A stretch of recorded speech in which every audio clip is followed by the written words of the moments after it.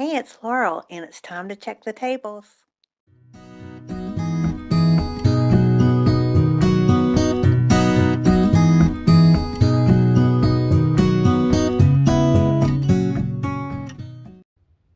Hey everybody, this is Laurel from the North Raleigh Seed Library, and meet my friend Judy Kochick. And she's your friend too, because I bet you have some of these in your yard. They are the Einstein iris, and we're going to talk about those shortly. But this is the best day ever. We have a beautiful day for us to walk around her yard, and so you think it's kind of cool in the front? Wait till you get to the back. So go get something to eat, make yourself comfortable on the couch, and get ready for a really cool show. So first, can you believe how pretty her yard is? It is stinking beautiful. Oh my gosh. And she's got stuff to say. But I want to get us down to the driveway first, because your driveway can look like this. I don't know if you can see it yet, but we're about to walk into iris heaven. I just want you to know these things are pretty amazing. Can you see this on your driveway? Well, you may already have, because she has brought so many of these beautiful iris to the seed library. So I'm going to swing around and let you see this patch, and then I'm going to swing around and you're going to see iris all over her yard, and they're lovely.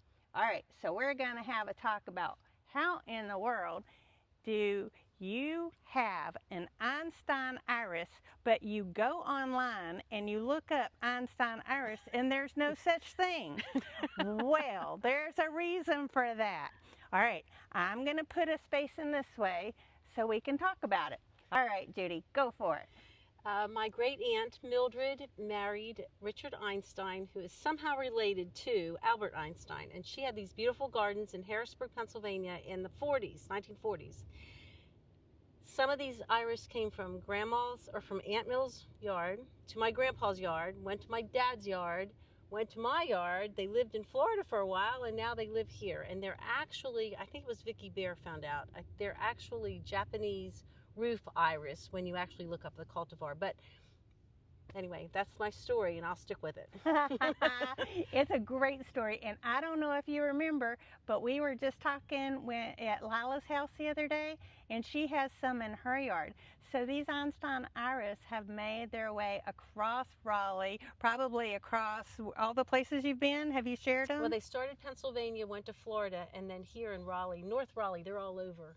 Yeah. I'm telling you what, they are moving faster than me on a new project, so I'm excited about it. All right, so we're going to walk up, because I have to tell you, she just told me the coolest story in the whole world.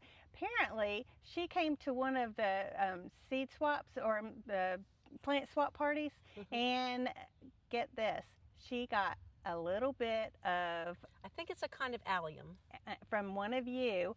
And you got to see how great they look now. I'm not talking like a little bit great. I'm talking about huge great. Here you go. Hold on. This is a little bit of allium that Judy got at the party. She's walking around how far she has this spread.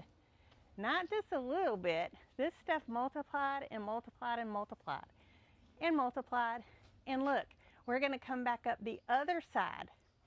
Look how far that small gift of allium went. Yeah, and it started out, it was one bundle that was about this big, and it was loose. They're little bulbs, and I split them out and just put them along here. And this has only been about 4 years. They grow really well, and they have the cutest little flowers about this tall, this big. Oh, that's so cool. In the fall, and they last for a couple weeks. So it's just lined with these adorable little white flowers. Anyway, so thank you. I don't know who gave them to me, but thank you. So anybody that's starting a new yard, I just want you to know that these little plant gifts that look kind of small, they can look like this soon. I mean, heck, plant one iris and look what you get. Okay, we're going to the next spot. Stay tuned. Oh, hey, go get you something else to drink. Okay, we're back. You got your drink. You're on the couch. Now, welcome to Judy's garden.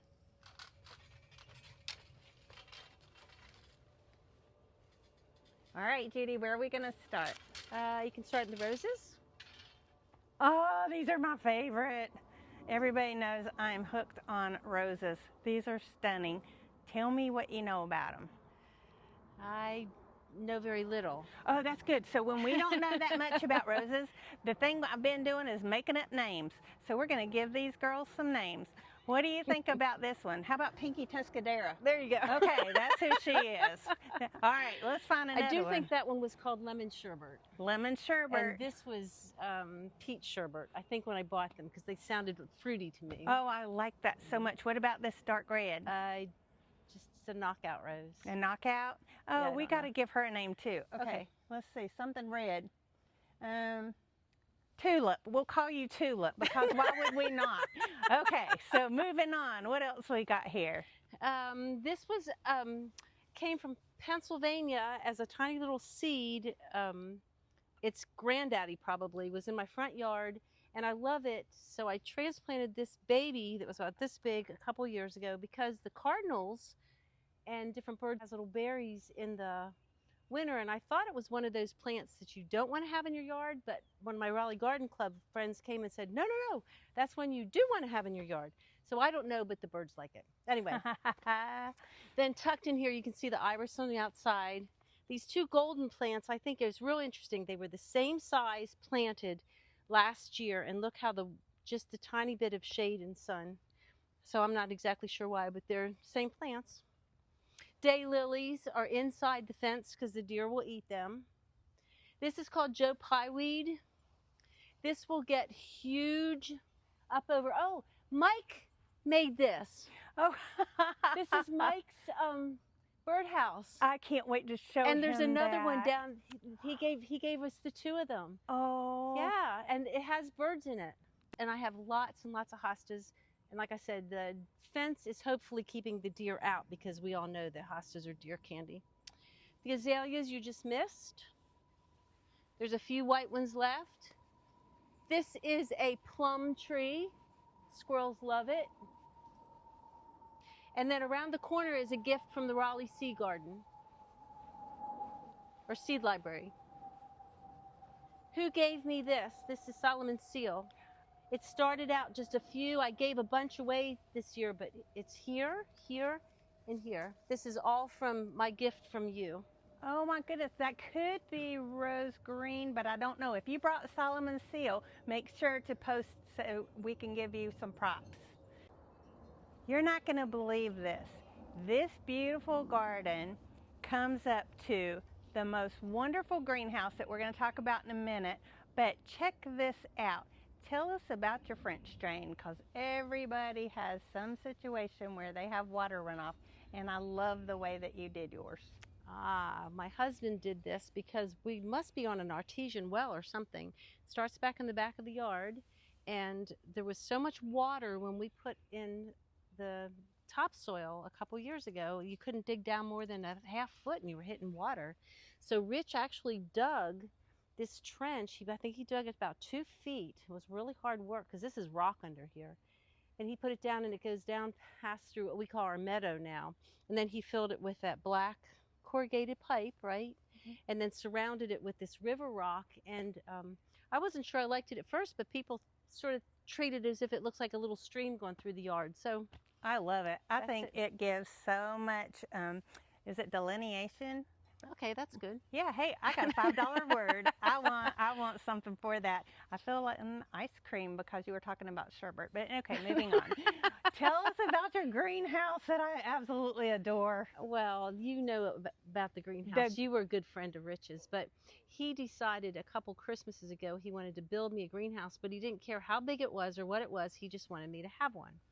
So I mentioned it to a friend at the Raleigh Garden Club, and she had me get a booklet from, oh, I forget the name of it now, a greenhouse company, and I liked one that had this little porch on it that came out. So we did that, and then a friend was building her house and we had all these extra windows, so we bartered. I went and helped her move, and she gave me windows, and so I designed this around the size of the windows.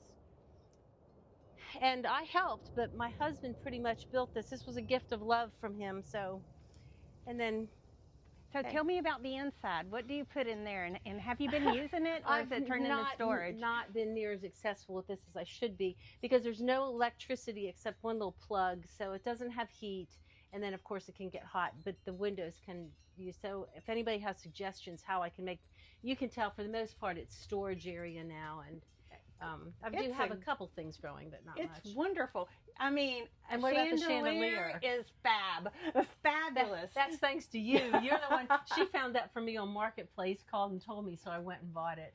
It's sort of cute. Somebody told me the other day I'm really good at spending their money. No, it wasn't Mike. It was another gardener. So yeah. I just love this. Absolutely love it. All right, we're going to the next spot. Be ready. Oh. Okay, here comes the next part, and I want you to look towards the very back. Do you see the wolf? Is there a story about that?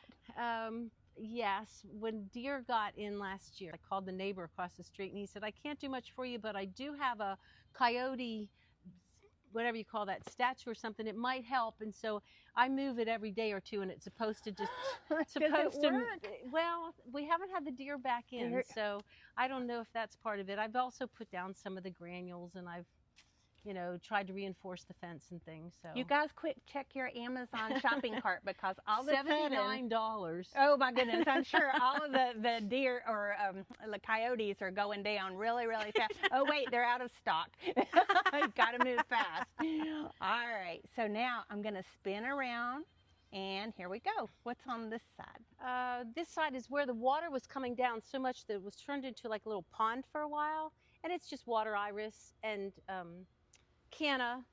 Some of these came from over at the seed library. I picked up some canna from you, and there's some other plants in here. I'm not sure what this is, but this came from the library. Oh, that's super cute. And somebody gave me, I picked up one of these lavender over there. This is more of the Einstein iris. And what do you have in your fence over there?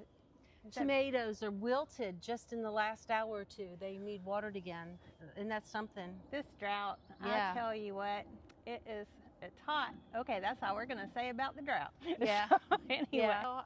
This area has a lot of little raised beds in it, but I haven't done much with them yet this year because of the weather. There's going to be some bananas growing. They'll grow. There's grapes that are coming up on the back. They'll do their thing. There's fruit trees in here. There's apples, peach is right behind you, pear. The question always is, do I get fruit off of them? No, the birds and the squirrels get it. It's a joke to raise that. Lots of raspberries and blackberries growing in here. Your yard is fabulous. Okay. So, thank you for visiting. Oh, please. We're going to have one more thing before we go. Okay. Hang on. Okay, so we're going to see if this works out. I hope this whole tape took, because the garden is exquisite, but the camera phone thing kind of overheated. And let's see, I'm trying a new program, and let's see, insert another excuse here in case it didn't take. So anyway, I just am so grateful for Judy. I am so grateful for her sharing all of her plants with all of us. I'm so grateful just for this day and to be able to just video this YouTube so that we could come into your house and see you. And I'm grateful that you ingested the calories and I did not. Have a wonderful day, everybody. Bye.